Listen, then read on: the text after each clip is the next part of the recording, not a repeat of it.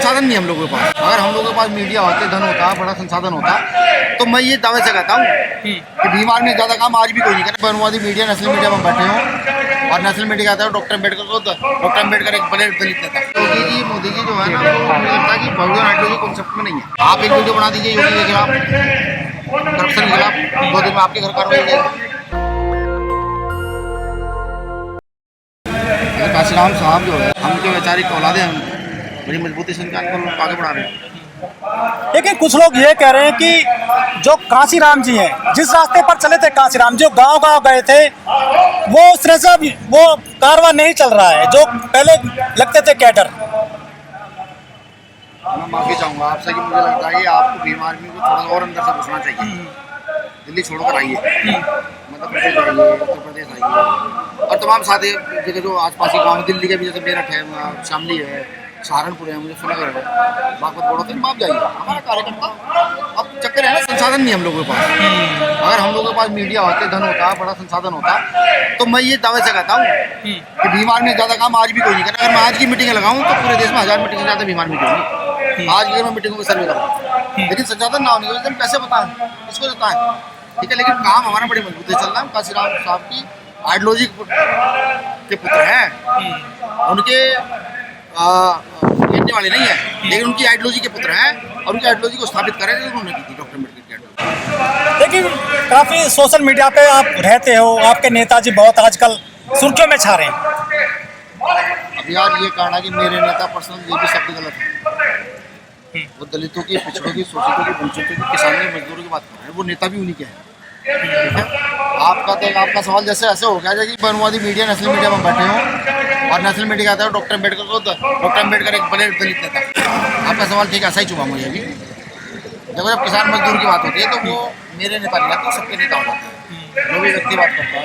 मैं कहने लोग कल जो बाबू जगदेव प्रसाद कुशवाहा को भी बैकवर्डों के नेता थे, मैं कहने को कर्पूरी ठाकुर को बैकवर्डों के नेता थे, मैं कहने को काशीराम साहब को सिर्फ दलितों के नेता थे, तो ये ठीक नहीं ना। उन्होंने सोसाइटी के लिए काम किया, विशेष वर्ग के लिए काम किया, समाज के लिए काम किया। लेकिन योगी सरकार ने तो अभी ऐलान जारी कर दिया है कि जाति के आधार पर कोई भी कार्यक्रम नहीं होगा, रैली वगैरह उत्तर प्रदेश में। यदि योगी सरकार ने तो जाति के जो बाबा साहब चाहते थे जाति समाप्त हो, तो जाति के खिलाफ एक कानून क्यों बनाए थे?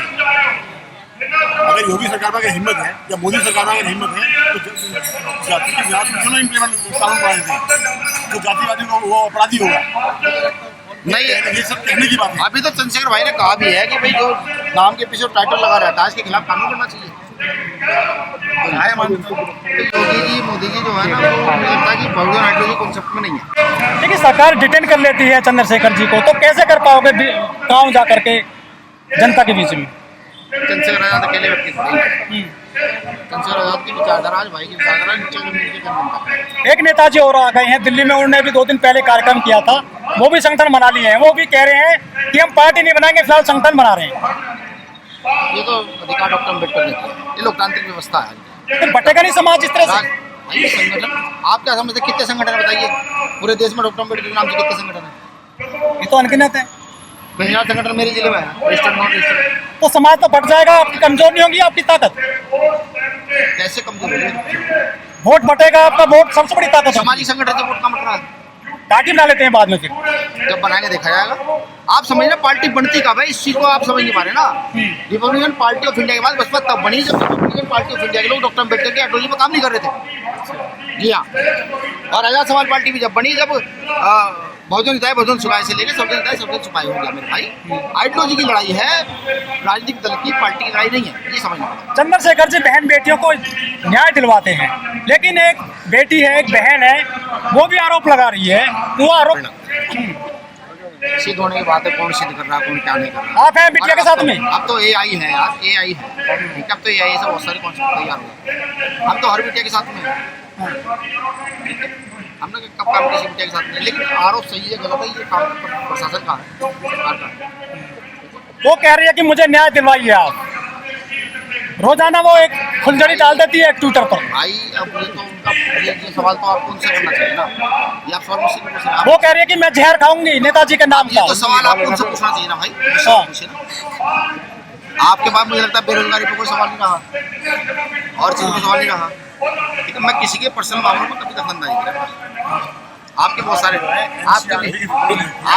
मामले होंगे, तो पर्सनल मामले में उनके हैं, खुद बताएं कुछ ऐसा होता तो गलत चीजें वांगचुक गिरफ्तार कर लिए गए हैं रासुका में, उनके एनएसए लगा दिया डायरेक्ट। मतलब आप पूछ कर रहे हैं? आप कह रहे हैं ना कि युवाओं को पूछिए, चलो बात कर लेते हैं लद्दाख की। आपने ये कहा, मतलब आपने कहा एनएसए लगा दिया डायरेक्ट, इसमें मैं आपको क्या बताऊं? नहीं, जो कार्रवाई किस तरह देखते हैं आप? ये पहली बार हुई है कार्रवाई? ये तो अब से हजारों साल से होती आ रही है, जब आप न्याय की बात करें कार्रवाई होगी। आप एक वीडियो बना दीजिए योगी के खिलाफ, करप्शन के खिलाफ, 2 दिन में आपके घर कार्रवाई हो जाएगी। ठीक है। दस्तक की आपसे गुजारिश है कि अगर इसको बचाना चाहते हैं तो नेशनल दस्तक को सब्सक्राइब करने के लिए रेड कलर के सब्सक्राइब बटन को दबाएं, फिर बेल आइकन की घंटी दबाएं। नेशनल दस्तक को बचाने के लिए बहुत जरूरी है कि हर खबर को शेयर करें, लाइक करें, कमेंट जरूर करें।